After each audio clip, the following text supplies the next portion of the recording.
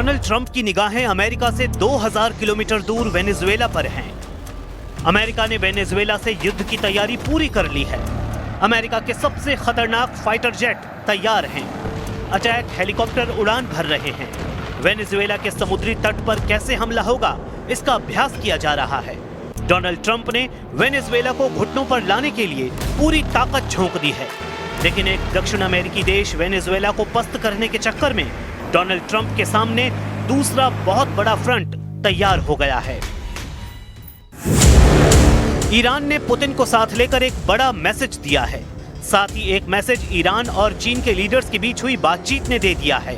खबर यह है कि जब ट्रंप वेनेजुएला को लेकर बिजी हैं, तब ट्रंप को डराने वाला एक बहुत बड़ा कदम चीन, रूस और ईरान ने मिलकर उठा लिया है।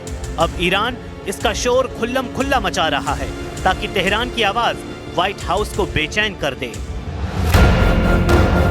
ईरान में संसद के स्पीकर मोहम्मद बाकर कालिबाफ ने कहा है कि ईरान, रूस और चीन ने मिलकर संयुक्त राष्ट्र को एक चिट्ठी लिखी है जिसमें ईरान के खिलाफ यूरोप के प्रतिबंध लगाने वाले कदम का विरोध किया गया है।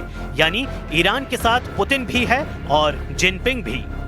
ईरान बता रहा है कि एक तरफ पुतिन उसके साथ हैं, तो दूसरी तरफ जिनपिंग ईरान के साथ हैं। इन सामरिक रिश्तों के बीच डोनाल्ड ट्रंप के ईरान विरोधी एजेंडे को मुंह की खानी पड़ेगी, क्योंकि रूस भी ईरान का साथ देगा और चीन भी ईरान के साथ खड़ा हुआ नजर आएगा। ईरान बता रहा है कि अब पुतिन भी उसके साथ हैं और चीन के जिनपिंग भी ईरान के साथ हैं, और इनके रहते ट्रंप क्या, कोई भी ताकत ईरान का कुछ नहीं बिगाड़ सकती। ईरान ने बता दिया है कि परमाणु कार्यक्रम और एटमी ताकत से बिजली बनाना उसका हक है, जो उससे कोई नहीं छीन सकता। حالا تجربیات گذشته به جای خودش همین امسال دو تا تجربه داشتیم. یکی مذاکراتی که برقرار شد، 5 دور هم برگزار شد و در حین مذاکره حمله نظامی صورت گرفت و آمریکا هم حمایت کرد هم خودش ملحق شد و بعد در نیویورک زمینه‌های مذاکره ईरान और यूक्रेन से अलग इस वक्त ट्रंप का अचानक फोकस वेनेजुएला पर पहुंच गया है। अमेरिका की फौज ने वेनेजुएला पर हमला करने की पूरी तैयारी कर ली है। डोनाल्ड ट्रंप बता रहे हैं कि किसी भी वक्त वेनेजुएला का वो हाल किया जा सकता है जैसे इजराइल ने गाजा का किया है। वेनेजुएला के राष्ट्रपति निकोलस मादुरो ने कहा कि उनकी फौज अब अमेरिका की एयरफोर्स की हवा निकालने के लिए तैयार है। मादुरो ने कहा कि अमेरिका की धमकियों के आगे वेनेजुएला झुकेगा नहीं। वेनेजुएला के राष्ट्रपति निकोलस मादुरो और अमेरिका के राष्ट्रपति डोनाल्ड ट्रंप के बीच 36 का आंकड़ा है। ट्रंप ने मादुरो को ड्रग तस्करी करने वाले संगठन का मुखिया तक करार दिया है। यही वजह है कि अब मादुरो को सत्ता से हटाने के लिए ट्रंप युद्ध करना चाहते हैं। इसलिए अमेरिकी सेना के बेहतरीन से बेहतरीन वेपन सिस्टम को इस वक्त वेनेजुएला के आसपास पहुंचा दिया गया है। वेनेजुएला ने अमेरिकी हवाई हमले को काउंटर करने के लिए अपने एयर डिफेंस को चौकन्ना कर दिया है।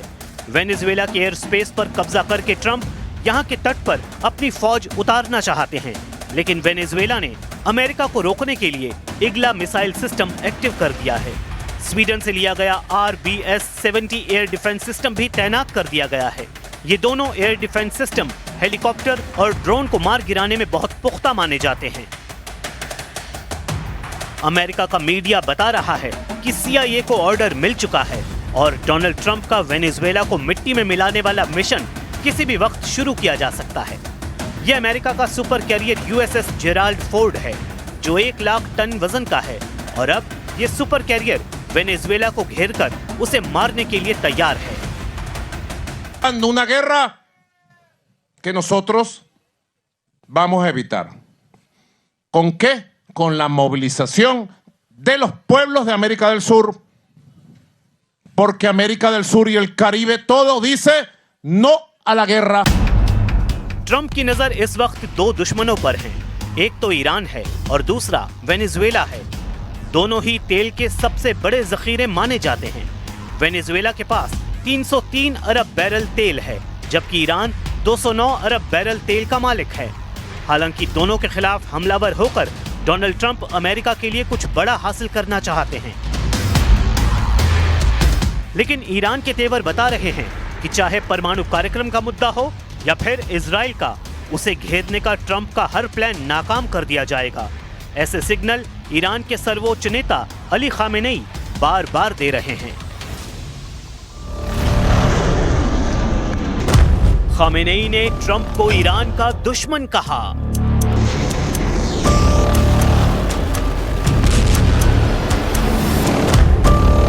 खामेनेई ने ट्रंप को डील ब्रेकर कहा।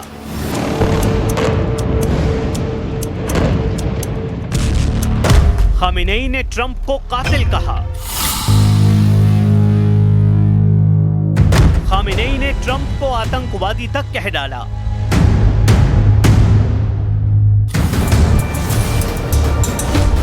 ईरान के सर्वोच्च नेता अली खामेनेई ने डोनाल्ड ट्रंप पर अब तक का सबसे बड़ा हमला बोला है। खामेनेई ने डोनाल्ड ट्रंप और बेंजामिन नेतन्याहू दोनों को जून में लड़ा गया 12 दिन का युद्ध याद दिलाया है। खामेनेई ने याद दिलाया है कि कैसे ईरान की मिसाइलों ने इजराइल की कमर तोड़कर रख दी और फिर इजराइल इतना बिलबिलाया कि डोनाल्ड ट्रंप को नेतन्याहू के जहनी जख्मों की मरहम पट्टी करनी पड़ी। आखिर खामेनेई क्यों ट्रंप को याद दिला रहे हैं 12 दिन का युद्ध? क्यों खामेनेई बता रहे हैं कि उनकी मिसाइलों की असली ताकत अब तक अमेरिका और इजराइल दोनों ने नहीं देखी है, जिन्होंने तेल अवीव से लेकर हाइफा तक सब कुछ तहस नहस कर दिया था। ये 13 जून की रात और उसके बाद का वीडियो है जब ईरान की मिसाइलों ने तेहरान और बाकी शहरों पर हुए इजरायली हमले के बाद नेतन्याहू के शहरों को दहला दिया था।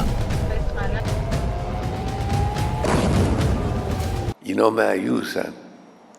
اینا در جنگ 12 روزه اونچنان سیلی خوردن که باور نمی‌کردن، توقعشو نداشتن،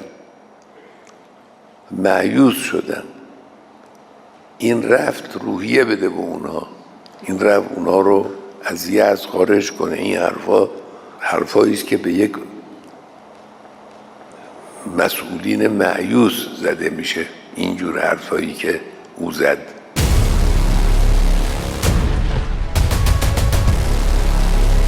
खामेनेई ने सबसे बड़ा अटैक ट्रंप पर किया है। खामेनेई ने अमेरिका और इजराइल की एयरफोर्स पर ठहाका लगाया है और कहा है कि ट्रंप चाहे जितनी शेखी बघारते रहें, कितने भी दावे करें, लेकिन ईरान का परमाणु कार्यक्रम न इजराइल की एयरफोर्स तबाह कर सकता है, न ही अमेरिका के पास ऐसी ताकत है।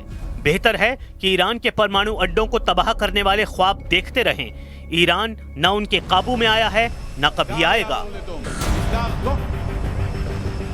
میکنه که صنعت هسته‌ای ایران رو بمباران کردیم و از بین بردیم. خب خیلی خوب، همین خیال باشه. اما اصلا شما چه کاره هستید که اگر یک کشوری صنعت هسته‌ای داره شما دخالت کنید بگید باید و نباید؟ شما چه کاره دنیایی؟ چه ربطی به آمریکا داره که ایران امکانات هسته‌ای و صنعت هسته‌ای داره یا نداره؟ این دخالت‌های ناواب، ناجور، غلط و زورگویانه است. परमाणु डील करने के लिए डोनाल्ड ट्रंप का ऑफर खामेनेई ने एक झटके में खारिज कर दिया है। खामेनेई ने बहुत साफ शब्दों में कह दिया है कि ट्रंप डील मेकर नहीं, डील ब्रेकर हैं और ईरान कभी अमेरिका के दबाव में नहीं आएगा। ये ख्वाब देखना ट्रंप छोड़ दें। میخوام معامله کنم، با ایران معامله کنیم. معامله ای که با زورگویی نتیجه او از پیش معلوم باشه معامله نیست، تحمیل به ملت ایران زیر بار تحمیل نخواهد رفت. परमाणु डील करने के लिए डोनाल्ड ट्रंप का ऑफर खामेनेई ने एक झटके में खारिज कर दिया। खामेनेई ने बहुत साफ शब्दों में कहा कि ट्रंप डील मेकर नहीं, डील ब्रेकर हैं और ईरान कभी अमेरिका के दबाव में आएगा, ये ख्वाब देखना ट्रंप छोड़ दें। गाजा में 2 साल तक इजराइल की बमबारी पूरी दुनिया ने देखी है और अब भी देख रही है। गाजा में गिरने वाला हर Israeli bomb made in America है। ऐसे में डोनाल्ड ट्रंप की नीयत पर ईरान सवाल उठा रहा है, लेकिन गाजा पर डील कराने वाले ट्रंप को ईरान से डील करने की बड़ी उम्मीद है। हालांकि अब खामेनेई ने ट्रंप के बढ़ते हुए हाथों को ऐसी ठोकर मारी है, उससे इजराइल भी चौंक गया है, क्योंकि अगर ईरान दबाव में नहीं होगा तो सबसे ज्यादा तपिश इजराइल को ही झेलनी पड़ेगी। If you look at the Middle East, I would say prior to us hitting Iran so hard, we could have never made that deal because you would have had a dark cloud over the Middle East when we took out their nuclear capability, which was one of the great military maneuvers of all time. It was flawless. You saw that. Donald Trump का यही अंदाज है जो उन पर यकीन करने वालों का हौसला डगमगा देता है। एक तरफ डोनाल्ड ट्रंप डील के लिए हाथ बढ़ाते हैं, लेकिन दूसरे हाथ में सामने वाले को धक्का देने का इरादा भी नजर आता है। ये बात ज़ेलेंस्की तो बार बार महसूस कर रहे हैं, जिन पर पुतिन से डील करने का दबाव है, क्योंकि ट्रंप भी बार बार कह रहे हैं कि अब यूक्रेन के बस की नहीं कि वो युद्ध जीते, इसलिए ईरान बहुत चौकन्ना है। और उसके सर्वोच्च नेता खामेनेई ने अपने कमांडरों से बात करके साफ कर दिया कि अमेरिका की मनमर्जी नहीं चलेगी, ना ही ईरान ट्रंप के दबाव में आएगा, क्योंकि अमेरिका पहले ही उसके कई परमाणु वैज्ञानिकों को मौत के घाट उतार चुका है। افتخار میکنه به اینکه دانشمند ایرانی رو ترور کرده. بله دانشمند ترور کردید، افراد امثال تهرانچی و عباسی اینها رو ترور کردید، لکن علمشون رو نمیتونید ترور کنید.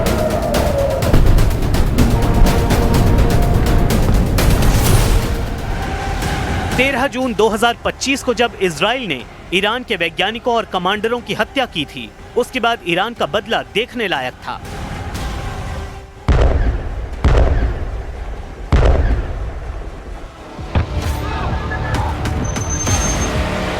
तेरह जून की रात को ही जब ईरान ने इजराइल पर मिसाइल बरसाई तो पूरी दुनिया हैरान थी। ईरान मिसाइल अटैक का हर रिकॉर्ड तोड़ रहा था। क्या तेल अवीव, क्या हाइफा और क्या इजराइल का डिफेंस सिस्टम, ईरान की मिसाइलों ने इजराइल के हर कवच को भेदा।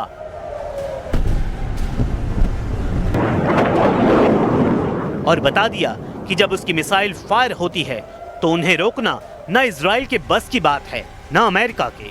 12 दिन तक ईरान के गुस्से को पूरी दुनिया ने देखा। यही वजह है कि ईरान के कमांडर बार बार ट्रंप और नेतन्याहू को आगाह कर रहे हैं।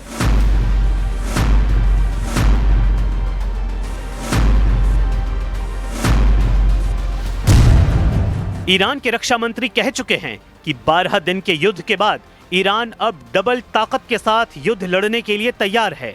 अजीज नासिर ज़ादेह के मुताबिक ईरान की मिसाइल पावर 2 गुना बढ़ा दी गई है।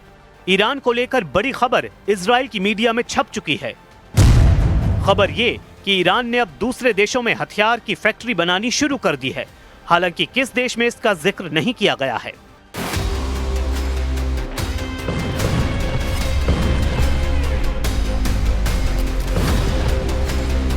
ईरान के मिसाइल हमलों का ऑर्डर खामेनेई ने दिया था और साबित कर दिया था कि मिलिट्री लीडरशिप को खत्म करने के बावजूद ईरान का कमांड एंड कंट्रोल सिस्टम पूरी तरह से एक्टिव है। اونها توقع نداشتن که موشک ایرانی ساخت دست جوان ایرانی بتوانه با شعله‌های خودش، با آتش خودش اعماق برخی از مراکز حساس تحقیقاتی اونا رو تبدیل و خاکستر کنه. ईरान जवाबी कार्रवाई नहीं कर पाएगा, ये नेतन्याहू को उनके कमांडरों ने समझाया था। ऐसा इसलिए क्योंकि 13 जून को जब इजराइल ने ईरान पर हमले से युद्ध की शुरुआत की, तब इजराइल की एयरफोर्स ने ईरान के कई हथियार फैक्ट्रियों को टारगेट किया था। अब खामेनेई की ताजा वार्निंग के बाद इजराइल को हर कदम फूंक फूंक कर रखना होगा। सवाल उठ रहा है कि अक्टूबर के आखिर या फिर नवंबर की शुरुआत में ईरान इजराइल की टक्कर फिर शुरू हो सकती है। एक तरफ नेतन्याहू फिर से गाजा पर चढ़ाई करते हुए नजर आ रहे हैं, तो दूसरी तरफ ईरान खुद को नए युद्ध के लिए तैयार कर चुका है। ईरान के रक्षा मंत्री अजीज नासिर ज़ादेह कह चुके हैं कि अब ईरान के पास और घातक मिसाइल आ चुकी हैं। अगर इजराइल ने फिर हमला किया तो नई मिसाइल इस्तेमाल की जाएंगी। लेकिन इस वक्त डोनाल्ड ट्रंप की निगाहें अमेरिका से 2000 किलोमीटर दूर वेनेजुएला पर पहुंच चुकी हैं। अमेरिका ने जिस तरह वेनेजुएला के आसपास बारूदी तैयारी दिखाई है, उससे साफ नजर आ रहा है कि अब दक्षिण अमेरिका में एक नया युद्ध शुरू होने वाला है। अमेरिका के सबसे खतरनाक फाइटर जेट तैयार हैं। अमेरिका के अटैक हेलीकॉप्टर भी उड़ान भर रहे हैं। वेनेजुएला के समुद्री तट पर कैसे हमला होगा, इसकी तैयारी दिखाई जा रही है।